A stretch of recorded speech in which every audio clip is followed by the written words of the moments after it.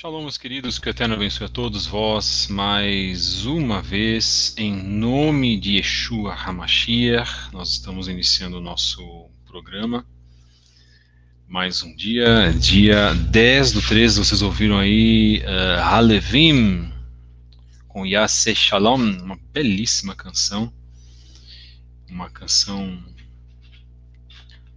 que, na verdade, faz parte da tradição, né? Da tradição da nação de Israel, e muito cantada essa canção nas sinagogas pelo povo de Israel. Bendito seja o Eterno que também nos deu a música para que nós pudéssemos louvar e exaltar o seu santo nome, né? O nome do grupo é Halevim, tá? Um belíssimo grupo. Eles têm aí vários vídeos, são um quinteto, na verdade, tá, irmãos? E agora eles fizeram uma série de vídeos aí, bem a caráter mesmo, né, como profetas, vamos colocar assim, e essas canções são de chorar mesmo, irmãos, tocam muito no coração da gente, né? Bendito seja o Eterno que nos deu a música verdadeira para que a gente pudesse louvar a Ele, tá? E não o rock, não o blues, não a música eletrônica, ou funk, ou essas canções, esses estilos que louvam ao homem, louvam aquilo que é profano, e nós lamentamos muito isso. Eu que tive uma relação muito estreita com a música, e hoje refiz esta minha relação. Quando eu falo hoje, principalmente nos últimos 10, 12 anos, né? E estamos curados das nossas mazelas. Quem quiser acompanhar também as 5 partes que nós fizemos da série O Satanismo na Música Rock, nós fizemos lá em 2013, 2014. Algumas pessoas não compreenderam, acho que nem prestaram atenção naquilo que eu coloquei, enfim. Muitas pessoas já estão tão alucinadas, né? Principalmente o pessoal no meio da música, são pessoas com a mente cauterizada, já viciada em escutar canções que louvam a Satanás, principalmente o rock, o heavy metal, seja o punk também, seja outros estilos, doom, qualquer outro estilo, né, blues rock e assim por diante. Os louvores ao mundo, as bebidas, a pornografia, ao dinheiro, né, a uma vida selvagem, uma vida de rebeldia. E a palavra rebeldia significa realmente servir a Satanás, tá? É isso que eu quero dizer, não que ela significa na acepção, mas quando você vê a palavra rebelde, quem foi o rebelde ao Eterno? E as pessoas não pensam nisso, né? As pessoas acham que viver uma vida de rebeldia é viver uma vida a mil, né? É viver uma vida na liberdade. A rebeldia se tornou liberdade. Ninguém manda em mim. Eu faço as minhas próprias regras. É isso que o ser humano pensa, e foi isso que o rock trouxe. Tá? Então, se você ouve rock, eu aconselho que você saia disso o mais rápido possível. Aqui nosso discurso não é de meio termo, porque eu sei que há pessoas de vários discursos de meio termo. Há certas coisas na vida, irmãos, que nós não podemos ter meio termo, ok? Ouçam bem este conselho que vos dou. Há certas atitudes, certos conceitos que nós não podemos ter meio termo. Nós temos que extirpar isso das nossas vidas, porque enquanto continuarmos alimentando a nossa alma a partir dos nossos ouvidos com temas mundanos, com coisas mundanas, com músicas mundanas e profanas, reverenciando ao homem, reverenciando a este mundo que jaz no maligno, não estaremos com plena conexão com o Eterno. O que nós buscamos é plena conexão com o Eterno. Mensagem número 137, os livros de 1º, segundo Shemuel, do podcast do canal Fábio Pires. Hoje, no dia 10 do 3, uma mensagem introdutória, será um podcast curto, uma mensagem introdutória das obras de 1º, segundo Samuel, que saiu com letra minúscula, peço desculpas, do Tanakh, e a importância dessas para os estudos proféticos da história do povo de Israel a partir do rei Shaul. Encontro-nos nas redes sociais, pelo Instagram em @fabio73book, @CEET-Zahav, @relacionamentos da Torá e @lições de vida CEETTZ. No Instagram você pode também nos encontrar na Livraria Kedushá, em @Livraria Kedushá, pelo Instagram. No Twitter, nós estamos em @fabio73b, com mensagens diárias de reflexão. Pelo e-mail, se você quiser nos escrever um e-mail para esclarecimentos, perguntas, dúvidas, caso você também queira participar dos nossos grupos de estudos no Telegram, fabio73b@gmail.com. Então, nós estamos recebendo nossos irmãos, Baruch Hashem, que o Eterno vos abençoe em nome de Yeshua HaMashiach.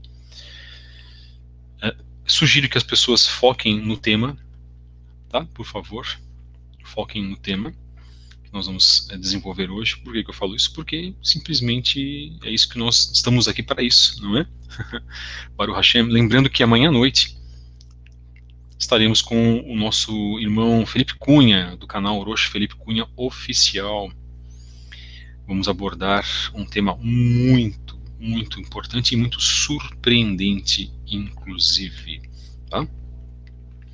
E estaremos mais uma vez louvando, exaltando o nome do Eterno, pedindo pela sua misericórdia. E vou escrever também, tá, meus queridos? Pode deixar que no final aqui do nosso podcast nós vamos escrever o nome desse belíssimo quinteto. Israel tem produzido quintetos excelentes, quintetos judaicos excelentes. Nós vamos deixar ou aqui no nosso chat, ou nós deixamos quando ficar pronto, né? Na verdade, quando o tema ficar pronto, lá no YouTube, nós vamos deixar aí o link da canção do grupo Halevim, ok? Para que todos possam acompanhar, uma belíssima canção mesmo, né? Baruch Hashem por isso. Nós precisamos disso, tá, irmãos? De canções que nos elevem, que nos elevem para o Eterno. Podem deixar, eu vou escrever aqui para vocês depois, tá, meus queridos? Que o Eterno abençoe muito a vida de todos vocês. E Baruch Hashem, olha, uma pessoa dizendo que conheceu, né, os nossos estudos com a música rock, o satanismo na música rock. E estamos aqui hoje e esses irmãos estão aqui acompanhando o nosso podcast. Já começamos no dia 13 de julho, tá? E fiquem tranquilos que todas as mensagens que são passadas aqui, eu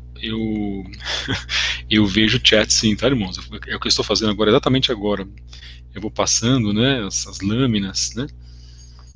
E olha só, né, os irmãos relatando sobre triste destino dentro do rock. O rock é uma droga, tá, irmãos? O rock é um mal. O rock é eu posso dizer que o rock é um dos males e uma das grandes armas de Satanás. Eu era viciado nessa droga maldita. O rock é uma das grandes armas de Satanás. Eu lamento muito, até eu lamento e vou deixar muito claro isso. Existe um grupo judaico de irmãos ortodoxos que fazem canções lá de Led Zeppelin, de Pink Floyd.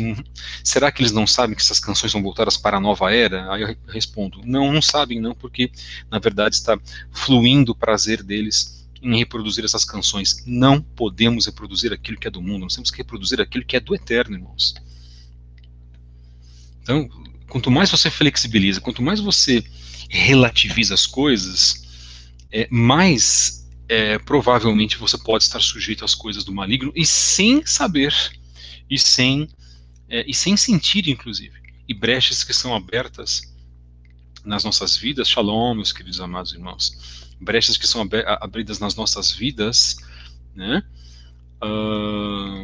Por desobediência, irmãos. Isso é muito complicado. Muito obrigado, meu amado irmão. Pronto, meus queridos. Está aqui Halevin Choir e Yaseh Shalom, louvor da entrada. Muito obrigado. Olha que bênção. Como nós precisamos dos irmãos para nos ajudar. Isso chama-se proatividade. Obrigado, meu amado irmão. Muito obrigado mesmo. Isso chama-se proatividade, tá? Se todas as pessoas pudessem agir dessa maneira, né? Isso é muito bom. Muito obrigado. Já ajudou imensamente os nossos amados irmãos, Halevin Choir e Yaseh Shalom. E hoje o nosso tema, voltando para o nosso tema, para o nosso estudo, a importância dos livros proféticos. E esses livros são muito importantes. E nós estamos vivendo momentos proféticos e vivendo momentos que são aí hoje os mais importantes das nossas vidas. Primeiro Shemuel, o que diz então a explicação de primeiro Shemuel? Primeiro Shemuel, também chamado de primeiro livro de Shemuel, é o primeiro de 2 livros de Shemuel, um dos livros históricos do Antigo Testamento da Bíblia, que nós preferimos chamar de Tanakh, sendo apresentado depois do livro de Ruth e antes de segundo Shemuel. Originalmente era um único livro na Bíblia hebraica, não estando separado no cânon da Bíblia hebraica, originalmente do seu consecutivo. Junto com o segundo Shemuel, ou segundo Samuel, abrange um período de aproximadamente 140 anos. A divisão do livro original. Bom, acredita-se que esse livro formava originalmente uma só obra com segundo Shemuel, primeiro e segundo Reis, conhecido como Livro do Reino. Olha só que interessante, ele tinha um outro nome. A primeira parte ela teria sido escrita por Shemuel, mas o restante por Natan e Gade. O enorme tamanho deste único rolo composto por um dos escritores deve ter levado à sua divisão arbitrária em 4 partes, num tamanho de mais fácil manuseio. Assim, tanto a Septuaginta grega como a Vulgata latina chamam 1º e 2º Shemuel de 1º e 2º Reis, respectivamente, e no caso, primeiro e 2º de 3º a 4º Reis, reconhecendo que trata-se de uma divisão posterior. Então, na versão antiga, né, como nós falamos na Septuaginta grega, que é a versão grega da tradução grega de todo o Tanakh, de 70 sábios foram levados para Alexandria, no Egito, que foram presos lá e traduziram o Tanakh, né? Todos eles fizeram as 70 traduções da mesma maneira. O Eterno abençoou a todos eles. Então o livro antes era chamado de 1º a 2º Reis, e 1º a 2º Reis sendo chamado de 3º a 4º Reis. Então era um livro só, era um consolidado só, chamado de Livro do Reino. Qual é o conteúdo desta obra? Fica até inclusive para que os irmãos possam ler este livro, um livro profético. Todo livro profético ele é fundamental para as nossas vidas. Primeiro Shemuel conta a história de Shemuel, um importante profeta, e do reinado do rei Saul até a sua morte, incluindo a guerra dos filisteus contra Israel e a grande façanha do jovem pastor David, mais tarde rei de Israel, ao derrotar o gigante Golias. Por isso que nós colocamos aí o nosso vídeo, e eu vou dizer uma coisa para os irmãos: como o Eterno é bom. Eu gosto muito dessa canção, da canção introdutória do Halev Choir. Olha, irmãos, eu sinceramente, eu sei que os irmãos vão acreditar em mim, o que eu estou lendo aqui está batendo justamente com a parte do vídeo, tá? E eu nem sabia que o vídeo tinha essa parte que entrava exatamente dentro de 1º a 2º Shemuel. E foi pela sonância, porque eu pensei, eu acho que os irmãos vão gostar muito dessa canção, são canções tradicionais de Israel, e bateu com as imagens do vídeo. Só que na imagem do vídeo, David não derrota o Golias, né? Ele mostra a pedra para ele e Golias mostra a espada, quer dizer, Yaseh Shalom, é uma paz, né? A paz entre todos, né? Isso é muito importante. A pomba que foi soltada também. E nós teremos paz não agora, nós teremos paz no reino milenar de Yeshua HaMashiach, para aí sim termos paz total e completa no reino eterno de Adonai Elohim, bendito seja ele.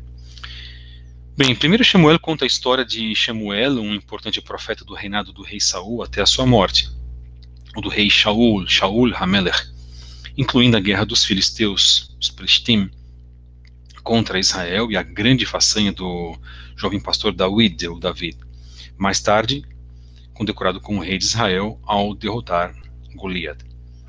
1 Shemuel 10:25 diz: Shemuel falou então ao povo sobre a prerrogativa legítima do reinado, e escreveu-a num livro e depositou-o perante o Eterno. Bem, irmãos, um resumo de alguns destaques em 1 Shemuel.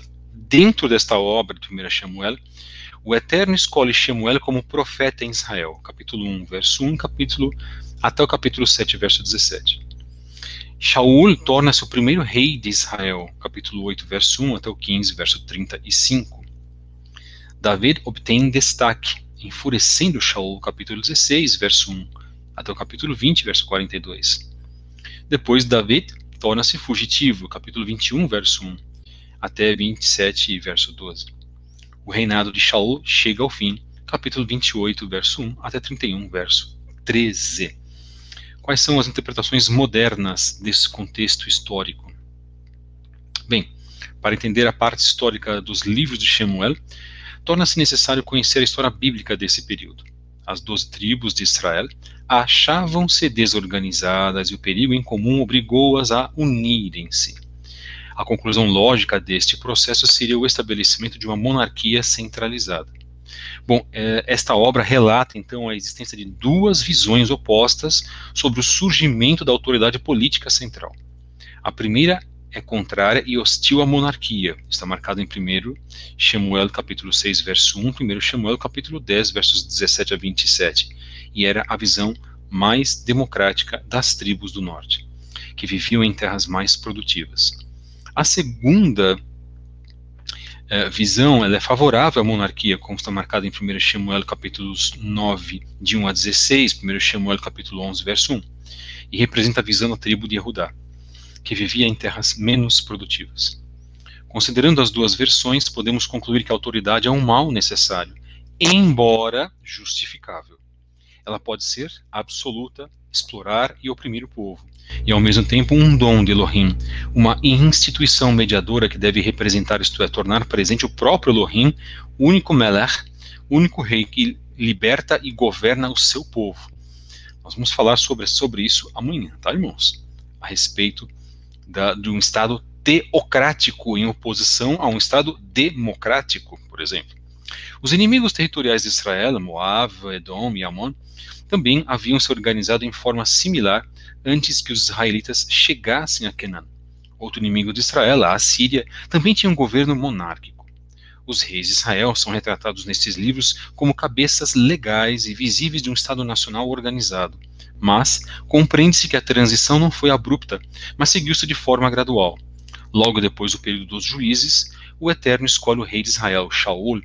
O apoio e a direção do Eterno sobre este israelita levam-o a alcançar grandes realizações. Essa nova instituição aparece logo depois da vitória de Israel sobre Amon, relatada em 1 Shemuel, capítulo 11, verso 1. Logo após o reinado de Shaul, o reinado de Shaul recebe o reconhecimento como autoridade nacional.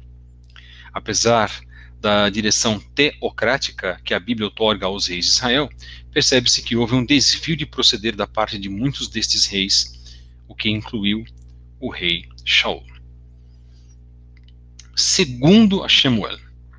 O segundo livro de Shemuel é o segundo de dois livros de Shemuel, um dos livros históricos do Tanar, que é apresentado depois de 1 Shemuel e antes de 1 Reis. Originalmente ele e seu anterior não estavam separados no cânon da Bíblia hebraica, sendo um único livro na Bíblia hebraica, o chamado Tanar.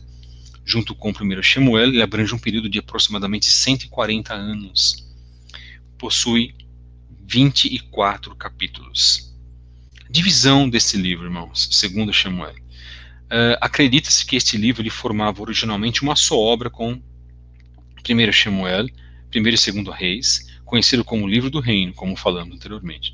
A primeira parte teria sido escrita por Shemuel, mas o restante por Natan e Gad. O enorme tamanho deste único rolo, composto por um dos escritores, deve ter levado à sua divisão arbitrária em 4 partes, um tamanho de fácil manuseio. Assim, tanto a Septuaginta grega como a Vulgata latina chamam 1 e 2 Shemuel, como vimos, 1 e 2 Reis, e respectivamente o livro de 1 e 2 Reis era chamado de 3º e 4º Reis, reconhecendo que trata-se de uma divisão posterior. Bem, esta obra, segundo Shemuel, conta a história de Israel a partir da morte de Shaul, capítulos de 1 a 20, e o subsequente reinado de David, com um suplemento no final. Bem, em outras palavras, está centrado que a figura de Davi, né, a figura dele, na verdade, cuja história começa propriamente em 1 Samuel 16, e nas lutas dos pretendentes ao trono de Jerusalém, abrange com seu livro irmão, 1 Samuel, o período que vai desde o estabelecimento de uma monarquia formal até o fim do reinado de Davi. Inclusive um período de guerra civil, o transporte da Arca da Aliança a Jerusalém, muitíssimo importante esse relato, o relato do pecado de Davi, um cântico de ação de graças e a promessa do Eterno sobre a descendência do rei. Digno de nota é a franqueza dos escritores, que não passam por alto nem mesmo os pecados e as faltas do rei Davi. O ponto mais alto da sua história é a profecia de Natã, como está marcado em 2 Samuel 7, na qual o profeta Natã anuncia que o trono de Jerusalém será sempre ocupado por um Messias da família de Davi. É a chamada criação da ideologia messiânica. Diz assim então, em 2 Samuel, será estável para sempre diante de mim, a tua casa e o teu reino. Será estabelecido para sempre o teu trono, como está marcado perdão, em 2 Samuel, capítulo 7, verso 16. Então este é o início, na verdade, do período messiânico, do conceito messiânico para as nossas vidas, né? Então é muito importante deixar esses livros em pauta, irmãos, porque hoje nós estamos invariavelmente na grande necessidade de analisarmos obras que vão centrar nas partes proféticas, especialmente falando no caso de 1 e 2 Samuel, mais especificamente no caso de 2 Samuel, de que o Messias viria da casa de Davi. Tá? Isso é fantástico. Saber disso é algo muito, irmãos, mas muito importante. Eu acho que essa necessidade que nós temos, irmãos, deveria ser algo buscado por todos nós dia e noite, tá? Dia e noite. Ler obras proféticas é uma obrigação de todo judeu, é uma obrigação de todo israelita, é uma obrigação de todo aquele que está em Teshuvá, é uma obrigação de todo aquele que precisa, na verdade, saber se situar dentro do contexto histórico que o Eterno nos colocou. Davi passou para a história como um modelo de autoridade política justa. Por isso, mesmo com o fim da realeza, os judeus permaneceram confiantes no ideal messiânico e ficaram à espera do Messias que iria reunir o povo, defendê-lo dos inimigos, organizá-lo numa sociedade justa e fraterna. A Brit Hadashah irá identificar Yeshua como descendente de Davi, como um Mashiach esperado, que veio para reunir todos os homens elevados à vida plena, na justiça e na fraternidade do reino de Elohim. Não adianta os judeus refutarem. Há mais de 300 profecias cumpridas por Yeshua HaMashiach no Tanakh. Isso é muito relevante de se mencionar. Bem, qual é o resumo sumário dos principais eventos em 2 Samuel? O início do reinado de Davi, capítulo 1 até 4, verso 12. Davi reinando em Jerusalém, capítulo 5 até o 6, verso 23. A aliança do Eterno com Davi, uma das 6 alianças que foram feitas. A 7ª será mais uma aliança com Yeshua HaMashiach, capítulo 7, versos de 1 a 29. O domínio de Davi se estende por todo Israel, capítulos 8 até o 10, verso 19. O pecado de Davi contra o Eterno, capítulo 11 até o 12, verso 31. Graves problemas na família de Davi, capítulo 13 até 18, verso 33. E os últimos dias do reinado de Davi, capítulo 19 até o 24, verso 25. Os aspectos históricos são, assim como acontece com outros livros históricos do Tanakh, mediante a mera leitura se evidencia que 1 Samuel não foi escrito com mero objetivo histórico, mas a sua narração está fortemente ligada ao interesse religioso da antiga nação de Israel e de Adonai Elohim. O objetivo da união das 12 tribos para a maior glória do Eterno teria fracassado se não fosse o êxito da escolha do sucessor de Shaul. Davi é apresentado como o rei ideal, que obedece ao Eterno e serve ao povo, graças à sua habilidade política, ele que primeiro foi aclamado rei de Yehudá, sua tribo, e posteriormente consegue aos poucos conquistar a simpatia das demais tribos e depois ser rei também das tribos do norte. Após ter conseguido reunir todo o povo, Davi conquista Jerusalém, que vai se tornar o centro do poder político e da religião de Israel. Portanto, Davi é o monarca ideal do ponto de vista do cronista bíblico. Shlomo e outros reis posteriores mereceram a reprovação dos escritores de crônicas e reis. Os seguintes versículos do Novo Testamento relacionam-se com 2 Samuel. Em Lucas, capítulo 1, versos 31 a 33, bendito seja o Eterno que nos deu a Brit Hadashah, que contém as palavras de Yeshua HaMashiach. Eis que conceberás e darás à luz a um filho, ao qual porás o nome de Yeshua. Este será grande e será chamado Filho do Altíssimo. Adonai Elohim lhe dará o trono de David, seu pai, e reinará eternamente sobre a casa de Jacob, e o seu reino não terá fim. Baruch Hashem. Esse é o resumo, então, dos dois livros, primeiro e segundo Samuel, que são, na verdade, obras fantásticas para que nós conheçamos a história de Israel, as tragédias da história de Israel, o que Israel quis, que o Eterno não queria, o que Israel pediu, que o Eterno não queria, que era se fazer um rei sobre a nação de Israel. Eu creio, irmãos, que o Eterno tem algo muito específico para todos nós, em termos de revelações. Quando os judeus leem Yeshayahu 53, o chamado servo sofredor, nós sabemos que estão as características de Yeshua descritas lá. Mas é evitado e não passado para o povo judeu que leia Yeshayahu 53, porque muitos, quando leem, reconhecem que Yeshua é relatado neste livro. Da mesma forma que em 1 e 2 Samuel, nós temos os relatos messiânicos da casa de Davi, já a partir de Davi. Os seus problemas, os problemas com Shaul, que é relatado isso em 1 Samuel, o profeta, na verdade, sendo procurado por Shaul, através de uma pitonisa, de uma feiticeira, nem falaríamos o nome dela aqui, o que representou esse ato de Shaul, o preço que ele pagou por também ter odiado o servo do Eterno, e depois a saga do servo do Eterno com os seus erros e com os seus acertos. Leiam esta obra, leiam este livro. Nossa live será muito curta hoje, na verdade é uma live introdutória para as duas obras.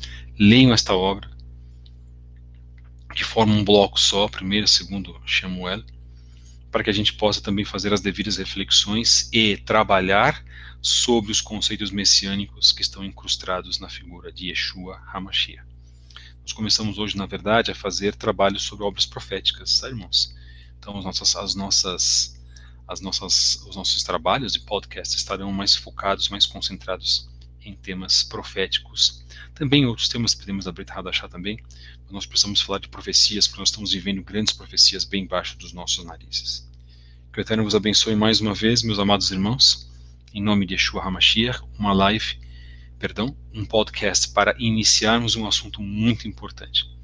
E hoje, clamamos a todos vós para que tenhais bênçãos e que o Eterno possa vos ajudar e vos abençoar em todos os sentidos. Isso é o que nós desejamos e é aquilo que nós pedimos ao Eterno, para que o Eterno ele nos conduza no seu caminho.